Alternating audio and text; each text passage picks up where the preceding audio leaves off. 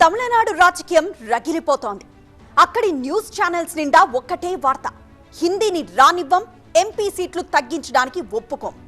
ఇది తప్ప మరో వార్తే లేదిప్పుడు. హిందీ భాషపై రగడ నివురుగప్పిన నిప్పులా ఆ సెగ ఎప్పుడూ ఉంటూనే ఉంటుంది తమిళనాడులో. కానీ ఆ నిప్పును మరోసారి రగల్చడంలో సక్సెస్ అయ్యారు సీఎం స్టాలిన్. హిందీ భాషకు నియోజకవర్గాల పునర్విభజన అనే అంశాన్ని ముడిపెట్టి ఓ ఉద్యమంగా మారుస్తున్నారు. సీఎం స్టాలిన్ ఓ పక్కా వ్యూహంతో చేస్తున్న రాజకీయ ఎత్తుగడ ఇది. తమిళనాడులో ఎంపీ సీట్లు తగ్గిపోతున్నాయి. అదే జరిగితే తమిళ అస్తిత్వానికే దెబ్బ అని అరవ సెంటిమెంట్ ను గట్టిగానే జనాల్లోకి తీసుకువెళ్తున్నారు. ఆలస్యం చేసిన కొద్దీ పరిస్థితి చేయి దాటిపోద్ది. మార్చి 5వ తేదీన అందరం కలిసి మాట్లాడుకుందాం రండి అని అక్కడి అఖిలపక్ష పార్టీలను పిలిచారు. ఈ సమావేశాన్ని సైతం విజయవంతంగా ముగించారు. సో ఈ విషయంలో ఏ మాత్రం ఆలస్యం చెయ్యట్లేదు. కలిసొచ్చే ఏ అవకాశాన్ని చేజార్చుకోవట్లేదు. మరి ఆ అఖిలపక్ష సమావేశంలో ఏం తేల్చారు? కొత్తగా పార్టీ పెట్టిన హీరో విజయ్ సీఎం స్టాలిన్ కు ఏ అభిప్రాయం చెప్పారు? నేరుగా ఆల్ పార్టీ మీటింగ్ కు వెళ్లిన హీరో కమల్ హాసన్ ఏం చెప్పారు? ఇవన్నీ పక్కన పెడితే దక్షిణాది రాష్ట్రాలన్నీ కలిసి రావాలని సీఎం స్టాలిన్ పిలుపునిచ్చారు. ఏంటి దాని అర్థం? దక్షిణాది నాయకుడిగా ఎదగాలనే ప్రయత్నం కూడా జరుగుతోందా? ఆ అంశంపై డీటెయిల్డ్ ఎనాలిసిస్ చూద్దాం ఇవాల్టి టీవీ9 ఎక్స్క్లూజివ్ లో. అఖిలపక్ష సమావేశం పెడుతున్నాం రండి అని సీఎం చంద్రబాబు గనక వైఎస్ జగన్ ను పిలిస్తే వెళ్తారా? ఊహలోనైనా సాధ్యమవుతుందా అది? సరే, ఆ విషయం పక్కన పెడితే CM Stalin all party meeting కు పిలుపునివ్వగానే ప్రధాన ప్రతిపక్షమైన అన్నాడీఎంకే కూడా కదిలొచ్చింది.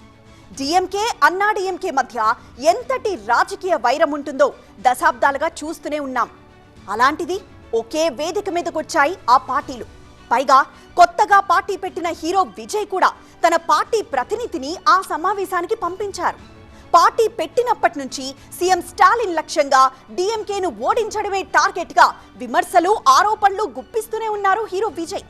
స్టాలిన్ ను విమర్శించడానికి ఉన్న ఏ ఒక్క అవకాశాన్ని వదులుకోవడం లేదు. అలాంటిది ముఖ్యమంత్రి ఆహ్వానం పంపడం ఆలస్యం.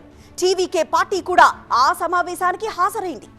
ఈ విషయంలో సీఎం స్టాలిన్ సాధించింది మామూలు సక్సెస్ కాదు, ఎవ్వరూ ఊహించని విజయం. నిజానికి ఈ విజయాన్ని స్టాలిన్ ఖాతాలో వేయడానికి కూడా లేదు. ఎందుకంటే తమిళ సెంటిమెంట్కున్న బలం అలాంటిది. ఏదైనా ఒక అంశం ఉద్యమ రూపం దాల్చితే దానికి మద్దతిస్తూ అన్ని పార్టీలు కలిసొస్తాయి. ఆ మధ్య జల్లికట్టును నిషేధించాలన్నప్పుడు కూడా పార్టీలన్నీ తమ వైరాన్ని పక్కన పెట్టి మరీ కలిసి నడిచాయి. సుప్రీంకోర్టు స్పష్టమైన తీర్పిచ్చినా సరే పార్లమెంట్ ద్వారా ఆర్డినెన్స్ తెచ్చుకునేదాకా పోరాటాలు చేశాయి అక్కడి పార్టీలు. అది కూడా అందరూ కలిసికట్టుగా పోరాడారు. హిందీ భాష విషయంలో తమిళులంతా ఏకతాటిపైకొచ్చారు. ముగ్గులతో హిందీకి వ్యతిరేకంగా నిరసన తెలిపారు. హిందీలో రాసున్న బోర్డులను తీసేస్తున్నారు. తమిళంపై బీజేపీకి ప్రేముంటే సెంట్రల్ గవర్నమెంట్ ఆఫీసుల నుంచి హిందీని తొలగించాలని ఛాలెంజ్ చేశారు. సో తమిళులకు, తమిళ భాషకు, తమిళ సంస్కృతికి, తమిళనాడుకు అన్యాయం జరుగుతోందని ఏ మాత్రం అనిపించినా సరే పెద్ద ఉద్యమాలకు సిద్ధమైపోతారు. ఇప్పుడు కూడా అలాంటి ఉద్యమమే ఊపిరి పోసుకుంటోందా అని అనిపిస్తోంది తమిళ రాజకీయాలు చూస్తే. వారం రోజుల క్రితం తమిళనాడు కేబినెట్ సమావేశం ముగిసిన వెంటనే మీడియాతో మాట్లాడారు సీఎం స్టాలిన్. ఆ ప్రెస్ మీట్ లో నియోజకవర్గాల పునర్విభజనపై కీలక వ్యాఖ్యలు చేశారు. దేశవ్యాప్తంగా లోక్సభ నియోజకవర్గాల పునర్విభజనలో దక్షిణాది రాష్ట్రాల్లో సీట్ల సంఖ్యను తగ్గించి ఉత్తరాది రాష్ట్రాల్లో సీట్లు పెంచుకునే కుట్ర జరుగుతోందన్నారు. దక్షిణ భారతదేశంలో ఒక్క తమిళనాడులో మాత్రమే ఎక్కువ లోక్సభ స్థానాలున్నాయి. ప్రస్తుతం ఉన్న 39 ఎంపీ స్థానాలు 31కి తగ్గచ్చనేది సీఎం స్టాలిన్ చెబుతున్న లెక్క.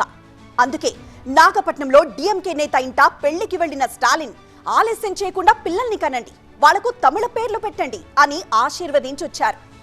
స్టాలిన్ చెబుతున్న దాన్ని ఒక్క ముక్కలో చెప్పాలంటే తమిళనాట ఎంపీ సీట్లు తగ్గబోతున్నాయి అని. ఎంపీ సీట్లు గనక తగ్గితే రాష్ట్రానికి రావాల్సిన నిధులు కూడా తగ్గిపోతాయన్నారు. అంతేకాదు రాజకీయ అవకాశాల పరంగా కూడా తమిళనాడుకు తీవ్ర అన్యాయం జరుగుతుందని విమర్శలు గుప్పించారు. తమిళుల్లో ఆగ్రహం పుట్టించడానికి ఈ కామెంట్స్ చాలు. అక్కడి ప్రజలు కూడా ఎవరెవరు ఎలా స్పందిస్తారని కూడా చాలా పర్టికులర్ గా చూస్తారు. అందుకే తమిళ గౌరవాన్ని కాపాడుకుందాం రండని చెప్పగానే ప్రధాన పార్టీలన్నీ కలిసొచ్చాయి. తమిళనాడులో 100కు పైగా రాజకీయ పార్టీలుంటే అందులో యాక్టివ్గా ఉన్నవి 64 పార్టీలు. అందులో 56 పార్టీలు హాజరయ్యాయి. 64కి 56 పార్టీలు హాజరయ్యాయంటే వారి మధ్య ఏ స్థాయిలో ఐక్యత ఉంటుందో అర్థం చేసుకోవచ్చు. మక్కల్ నీరు మయ్యం అధ్యక్షుడు కమల్ హాసన్ కూడా ఈ సమావేశానికి వచ్చారు. ఇంతకీ ఏం మాట్లాడారు ఆ సమావేశంలో? మరి ముఖ్యంగా కేంద్రం తీరును, బీజేపీ వ్యవహరిస్తున్న విధానాన్ని తప్పుబట్టారు కమల్ హాసన్. పునర్విభజనలో 8 నియోజకవర్గాలకు కోత పెట్టేందుకు బీజేపీ కుట్ర చేస్తోందని సీఎం స్టాలిన్ మాట్లాడారు. ఇక హీరో విజయ్ అయితే పెద్ద స్టేట్మెంటే రిలీజ్ చేశారు. రాబోయే జనగణన ఆధారంగానే లోక్సభ నియోజకవర్గాలను పునర్విభజిస్తామంటే ఊరుకునేది లేదని హెచ్చరించారు. మరి ముఖ్యంగా దక్షిణాది రాష్ట్రాల్లో ఎంపీ సీట్లు తగ్గినా, ఉత్తరప్రదేశ్, బీహార్, ఇతర ఉత్తరాది రాష్ట్రాల్లో ఎంపీ సీట్లు పెరిగినా ఏమాత్రం సహించేది లేదని క్లియర్ అల్టిమేటం ఇచ్చారు. కేంద్రం మాటకు కట్టుబడి 50 ఏళ్లుగా తమిళనాడుతో సహా దక్షిణాది రాష్ట్రాలు జనాభా నియంత్రించిన విషయాన్ని మరోసారి గుర్తు చేశారు. ఒకవేళ కాదు కూడదని కొత్త జనాభా లెక్కల ప్రకారమే నియోజకవర్గాల పునర్విభజన చేస్తే మాత్రం అన్ని పార్టీలతో కలిసి ఉద్యమిస్తామని వార్నింగ్ ఇచ్చారు. మహిళలకు 3వ వంతు రిజర్వేషన్ కల్పించడం కోసం సీట్ల సంఖ్య ఆ మేరకు పెంచాలి అని ఒక తీర్మానం ఇంతకుముందు పార్లమెంట్ చేసింది. ఆ విధంగా చేస్తే కూడా 880 దాకా చేరుతాయి. లేదు జనాభా సగటు ఇంత ఉంటే ఇన్ని స్థానాలంటే ఆ విధంగా కూడా పెరిగే అవకాశం ఉంది. 800కు పైన లోక్సభ స్థానాలు పెరిగి దక్షిణాది రాష్ట్రాలకు మటుకు అది 200 కింద ఉండిపోతే 600 పైన స్థానాలు ఉత్తరాదికి, 200 స్థానాలు మాత్రమే దక్షిణాదికి ఉంటే సమతుల్యత, సమైక్యత భావన కూడా దెబ్బతిని ప్రయోజనాలకు నష్టం వాటిల్లుతుంది. ఫైనల్ గా అఖిలపక్ష సమావేశంలో కొన్ని కీలక తీర్మానాలు చేశారు. 1. 1971 జనాభా లెక్కల ప్రకారమే డీలిమిటేషన్ జరగాలి. అలా జరిపే డీలిమిటేషన్ 30 ఏళ్ల పాటు అమల్లో ఉండాలి. 2. తమిళనాడు ఎంపీలు అఖిలపక్షంలోని పార్టీల ప్రతినిధులతో ఓ కమిటీ వేయాలి. 3. దక్షిణాది రాష్ట్రాల్లోని అన్ని రాజకీయ పార్టీలను కలుపుకొని ఆ పార్టీలతో కలిసి కేంద్రంపై పోరాటం చేయాలి. 4. నియోజకవర్గాల పునర్విభజన జరగకూడదు. 5. పునర్విభజన జరగడం లేదని ప్రధాని మోదీ నుంచే ప్రకటన వచ్చేలా పోరాడాలి. ఇవి అఖిలపక్ష సమావేశంలో చేసిన తీర్మానాలు. కేవలం తీర్మానాలకే పరిమితమయ్యేలా కనిపించడం లేదు. ఏ మాత్రం ఆలస్యం చేయకుండా అమలు చేయాలనుకుంటున్నారు. అందుకే పునర్విభజనకు వ్యతిరేకంగా పోరాడే కమిటీలో ఎవరెవరు సభ్యులుగా ఉండాలన్న దానిపై వీలైనంత త్వరగా కసరత్తు మొదలు పెట్టబోతున్నారు. ఆ వెంటనే దక్షిణాది రాష్ట్రాల్లో పర్యటించి పార్టీల అధినేతలు, ముఖ్య నేతలతో చర్చిస్తారు. నియోజకవర్గాల పునర్విభజనతో తమిళనాడుతో పాటు దక్షిణాది రాష్ట్రాలన్నింటికీ అన్యాయం జరుగుతుందన్న విషయాన్ని అందరితో చర్చించి ఉద్యమ కార్యాచరణ రూపొందిస్తారు. పైకి చూస్తే నియోజకవర్గాల పునర్విభజనకు వ్యతిరేకంగా జరుగుతున్న ఉద్యమంగానే కనిపిస్తోంది. కానీ దక్షిణాది నాయకుడిగా సీఎం స్టాలిన్ ఎదగాలనే వ్యూహం కూడా కనిపిస్తోందంటున్నారు రాజకీయ విశ్లేషకులు. ఎందుకంటే డీలిమిటేషన్తో సౌత్ ఇండియా స్టేట్స్ కు ఖచ్చితంగా ఎంపీ సీట్లు తగ్గుతాయని ప్రతి రాజకీయ పార్టీ నమ్ముతోంది. కాకపోతే ఎవరి రాష్ట్రంలో వాళ్ళు నిరసన తెలపడం తప్ప కలిసి పోరాటం చేయడం లేదు. ఆ అవకాశాన్ని ఉపయోగించుకునే ప్లాన్లో స్టాలిన్ ఉన్నారా అనే కామెంట్స్ వినిపిస్తున్నాయి. ప్లానింగ్ బాగానే ఉంది, కానీ అలా కలిసొచ్చే రాష్ట్రాలేవి, కలిసొచ్చే పార్టీల అధినేతలెవరు? తెలంగాణ, ఆంధ్రప్రదేశ్, కర్ణాటక, కేరళ, తమిళనాడు ఇవి దక్షిణాది రాష్ట్రాలు. కేంద్రంపై పోరాడడానికి ఆంధ్రప్రదేశ్ నుంచి ప్రధాన పార్టీలేవి కలిసి రావు. టీడీపీ, బీజేపీ, జనసేన పార్టీలు స్టాలిన్తో కలిసి నడవ్వు. ఇక తెలంగాణలో బీఆర్ఎస్ పార్టీ కేంద్రంపై పోరాడుతోంది.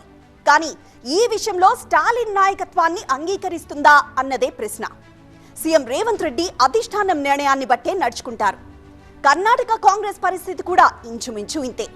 అక్కడ ప్రధాన ప్రాంతీయ పార్టీ జేడీఎస్ కూడా ఎన్డీఏ పక్షమే. సో కర్ణాటక నుంచి ఎలాంటి సపోర్ట్ వస్తుందో ఇప్పుడే చెప్పలేము.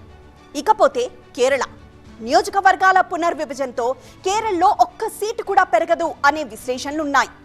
అంత మాత్రాన సీఎం స్టాలిన్ నాయకత్వంలో అక్కడి పార్టీలు నడుస్తాయా అనేది చూడాలి. ఇప్పటికే ఎన్డీఏకి వ్యతిరేకంగా ఇండీ కూటమి ఉంది.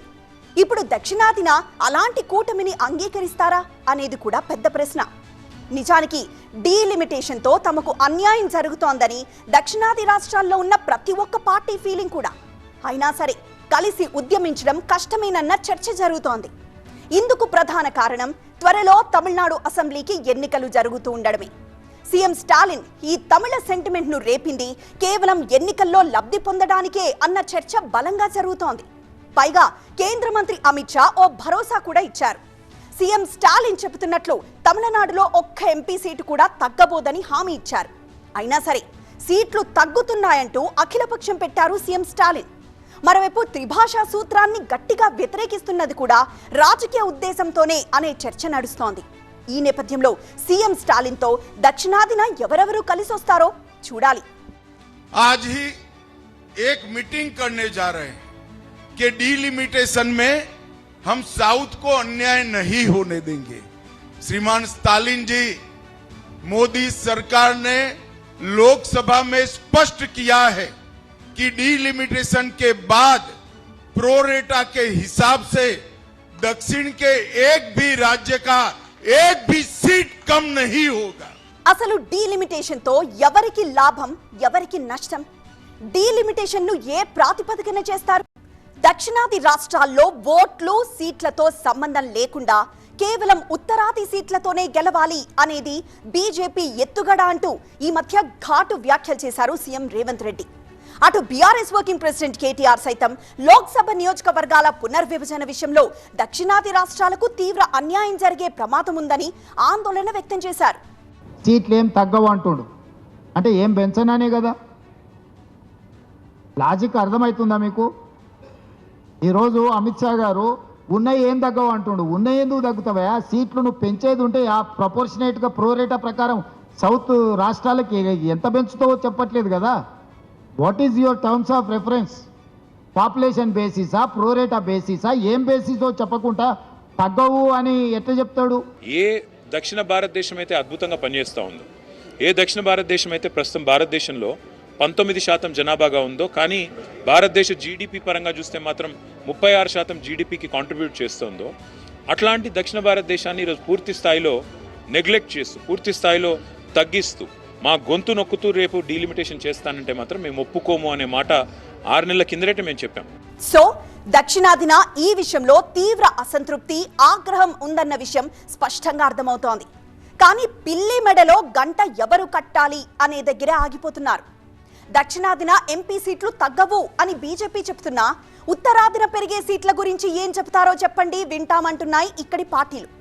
ఓ అంచనా ప్రకారం, తాజా జనాభా లెక్కల ప్రకారం లోక్సభ సీట్లను నిర్ధారించాల్సి వస్తే ఒక్క ఉత్తరప్రదేశ్లోనే లోక్సభ సీట్లు 80 నుంచి 144కి పెరుగుతాయి.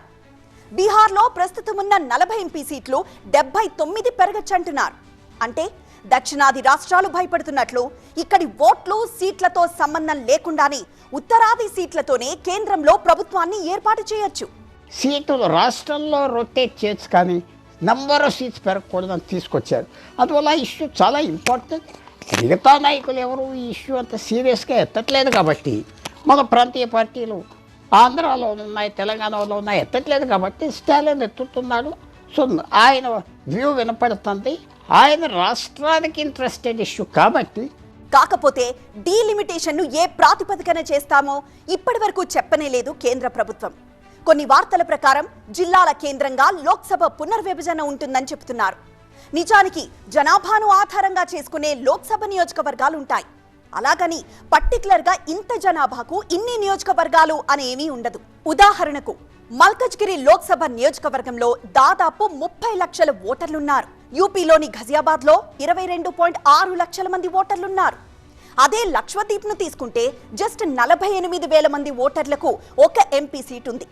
ఇలా కొన్ని నియోజకవర్గాల్లో ఓటర్లు కేవలం 1,00,000 మందే ఉన్నారు. మరి ఏ లెక్కన లోక్సభ నియోజకవర్గాలను నిర్ణయించినట్లు?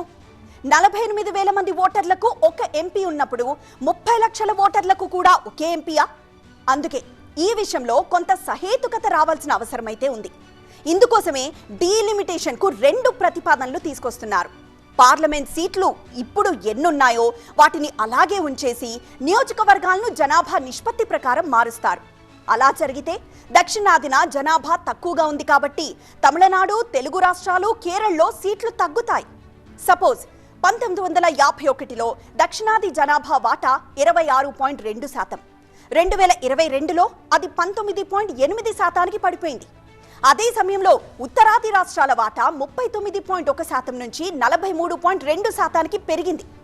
ఈ లెక్కన యూపీ అండ్ బీహార్ రాష్ట్రాల్లోనే 222 సీట్లుంటే దక్షిణాదిలో ఉండే అన్ని 5 రాష్ట్రాలకు కలిపి కేవలం 165 సీట్లే ఉంటాయనేది ఓ లెక్క. రేపొద్దున్న సరిగ్గా ఇదే జరగబోతోందంటున్నారు సీఎం స్టాలిన్. ఈ ప్రాతిపదికనే తమిళనాడులో 8 ఎంపీ సీట్లు తగ్గుతాయంటున్నారు. అయితే డీలిమిటేషన్కు మరో ప్రతిపాదన కూడా ఉంది. మొత్తం లోక్సభ సీట్లను 888కి పెంచుతారనేది బయట వినిపిస్తున్న టాక్. దాని ప్రకారం తాజాగా లెక్కించే జనాభాను 888తో భాగించి అలా వచ్చిన సంఖ్యను ఒక లోక్సభ స్థానానికి కావాల్సిన సగటు జనాభాగా లెక్కిస్తారు. ఆ సంఖ్యతో ఒక రాష్ట్ర మొత్తం జనాభాను భాగించి లోక్సభ స్థానాల సంఖ్యను నిర్ధారిస్తారు. సో ఈ ప్రాతిపదికన ఎంపీ సీట్లు పెరగచ్చు లేదా తగ్గచ్చు. బీజేపీ వాదన కూడా ఇదే. తాజా జనాభా లెక్కల ప్రకారం తమిళనాడుతో సహా దక్షిణాది రాష్ట్రాల్లో ఎంపీ సీట్లు పెరుగుతాయని అంటున్నారు. దక్షిణ ప్రాంతానికి సంబంధించిన పార్లమెంట్ సీట్లు తగ్గుతాయని ఈ బీఆర్ఎస్ నాయకులు, డిఎంకే అటు స్టాలిన్, కేటీఆర్, వినోద్ పదే ప్రజలను తప్పుదో పట్టించే ప్రయత్నం చేస్తారు. ప్రధానమంత్రి స్వయంగా దక్షిణ ప్రాంతంలో ఉన్నటువంటి పార్లమెంట్ స్థానంలో ఎటువంటి తగ్గింపు ఉండదని చెప్పి బాహటంగా చెప్పినప్పటికీ బుద్ధ జల్లే కార్యక్రమం చేస్తారు. బీజేపీ వర్షన్ ప్రకారం సీట్లు పెరుగుతాయన్నది నిజమే, కానీ ఇదే సమయంలో ఉత్తరాదికి ఎన్ని సీట్లు పెరుగుతున్నాయో చెప్పడం లేదు. ఎందుకంటే ఉత్తరాదికి పెరిగే సీట్లతో పోల్చితే దక్షిణాదిన పెరిగే సీట్ల శాతం చాలా తక్కువ. ఒక్క ముక్కలో చెప్పాలంటే దక్షిణాది ఎంపీ సీట్లు అక్కర్లేకుండానే ఉత్తరాదిన గెలిచే సీట్లతో కేంద్రంలో ప్రభుత్వాన్ని ఏర్పాటు చేయొచ్చు. సో అలాంటప్పుడు దక్షిణాది రాష్ట్రాలకు రాజకీయంగా ఎలాంటి ప్రాధాన్యత ఉండకపోవచ్చు. పైగా నియోజకవర్గాల సంఖ్యను బట్టే నిధులు విడుదలవుతాయి. సో దక్షిణాదికొచ్చే నిధుల్లోనూ భారీ కోత పడొచ్చు. ఓవరాల్గా తాజా జనాభా లెక్కల ప్రకారం లోక్సభ నియోజకవర్గాల పునర్విభజన చేస్తే మాత్రం దక్షిణాదికి అన్ని విషయాల్లో మొండి చెయ్యే అనేది రాజకీయ పార్టీలు, రాజకీయ విశ్లేషకుల మాట. డీలిమిటేషన్ పై దక్షిణాదిన పెద్ద చర్చే జరుగుతోంది. కాకపోతే ఒక్క తమిళనాడు మినహా ఏ రాష్ట్రం కూడా దీనిపై సీరియస్ గా పోరాడాలని అనుకోవడం లేదు. కారణం చాలా సింపుల్. తమిళనాడులో త్వరలో ఎన్నికలు జరగబోతున్నాయి. ఆ ఎన్నికలకు ఒక అంశం కావాలి. అందుకే హిందీని డీలిమిటేషన్ను ఎన్నికల అస్త్రంగా తీసుకుందని మిగిలిన రాష్ట్రాలు, పార్టీలు భావించుండొచ్చు. బహుశా తమ పార్టీని ఓడించడానికి మిగిలిన పార్టీలకు బీజేపీ బ్యాక్ ఎండ్ సపోర్ట్ చేస్తోందనే అంచనాలో ఉందేమో. హిందీ డీలిమిటేషన్ ఇష్యూలపై చాలా సీరియస్ గా వెళ్తోంది డిఎంకే. అటు తమిళనాడు ఎన్నికలు బీజేపీకి కూడా ముఖ్యమే కాబట్టి సెంటిమెంట్ కు భంగం కలగకుండా ఆ పార్టీ ఎలా వ్యవహరిస్తుందో చూడాలి. ఇది ఇవాల్టి టీవీ9 ఎక్స్క్లూజివ్. చూస్తూనే ఉండండి టీవీ9.